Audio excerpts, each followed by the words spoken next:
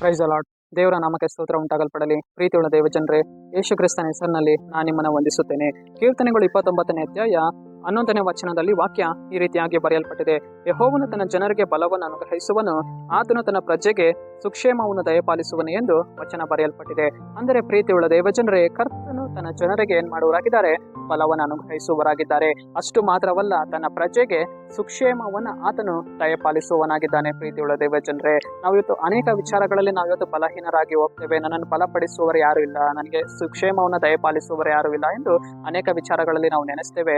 ಆದರೆ ಕರ್ತನು ಇವತ್ತು ನಮಗೇನ್ ಮಾಡುವನಾಗಿದ್ದಾನೆ? ಬಲಪಡಿಸುವವನಾಗಿದ್ದಾನೆ. ನಮ್ಮ ಕುಟುಂಬಗಳನ್ನು ದೇವರು ಬಲಪಡಿಸುವರಾಗಿದ್ದಾರೆ. ನಮ್ಮ ವಿದ್ಯಾಭ್ಯಾಸಗಳನ್ನು ದೇವರು ಬಲಪಡಿಸುವರಾಗಿದ್ದಾರೆ. ನಾವು ಕೈ ಇಟ್ಟು ಮಾಡುವಂತ ಪ್ರಯಾಸಗಳನ್ನ ಕರ್ತನು ಬಲಪಡಿಸುವವನಾಗಿದ್ದಾನೆ. ಪ್ರೀತಿಯುಳ್ಳ ದೇವಜನರೇ, ನಾವು ಹೋಗುವಂತ ಮಾರ್ಗಗಳಲ್ಲಿ ಬರುವಂತ ಮಾರ್ಗಗಳಲ್ಲಿ ಕರ್ತನು ನಮಗೇನ್ ಮಾಡುವರಾಗಿದ್ದಾರೆ?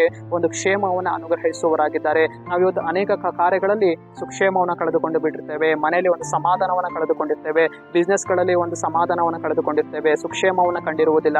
ಆದರೆ ಕರ್ತನು ಇಲ್ಲಿ ನಮ್ಮನ್ನು ನೋಡಿ ವಾಗ್ದಾನವನ್ನ ಮಾಡುವರಾಗಿದ್ದಾರೆ. ನಾನು ನಿಮಗೆ ಬಲವಾಗಿದ್ದೇನೆ, ನಾನು ನಿಮಗೆ ಸುಕ್ಷೇಮವನ್ನು ದಯಪಾಲಿಸ್ತೇನೆ, ನಾನು ನಿಮ್ಮ ಜೊತೆಗಾರನಾಗಿದ್ದು ನಾನು ನಿಮ್ಮನ್ನು ನಡೆಸ್ತೇನೆ ಎಂದು ದೇವರಲ್ಲಿ ಹೇಳುವವರಾಗಿದ್ದಾರೆ. ಪ್ರೀತಿಯುಳ್ಳ ದೇವಜನರೇ, ನಾವಿವತ್ತು ಭಯಪಡುವಂಥದ್ದು ಬೇಡ. ಕರ್ತನು ನಮಗೆ ಒಂದು ಕ್ಷೇಮವನ್ನು ಅನುಗ್ರಹಿಸುತ್ತಾರೆ. ಸರಿ, ನಾವು ಪ್ರಾರ್ಥಿಸೋಣ. ಅಪ್ಪ ಕರ್ತನೆ, ನಿಮ್ಮ ನಾಮಕ್ಕೆ ಸ್ತೋತ್ರ ಸ್ವಾಮಿ. ಈ ವಾಕ್ಯ ಭಾಗ ಸಂದೇಶವನ್ನು ನೋಡ್ತಾ ಇರುವಂತಹ ಜನಗಳನ್ನು ನೀನು ಮುಟ್ಟು ದೇವರೇ, ನೀನು ಅವರನ್ನು ಆಶೀರ್ವಾದ ಮಾಡಿ ಬಲಪಡಿಸು, ಸುಕ್ಷೇಮವನ್ನು ಅನುಗ್ರಹಿಸು ರಾಜ, ಬಲವನ್ನು ಅನುಗ್ರಹಿಸು ರಾಜ. ನಿಮ್ಮ ನಾಮಕ್ಕೆ ಸ್ತೋತ್ರ ದೇವ, ನಜರೇತಿನ ಯೇಸುವಿನ ನಾಮದಲ್ಲಿ ತಂದೆಯೇ, ಆಮೆನ್.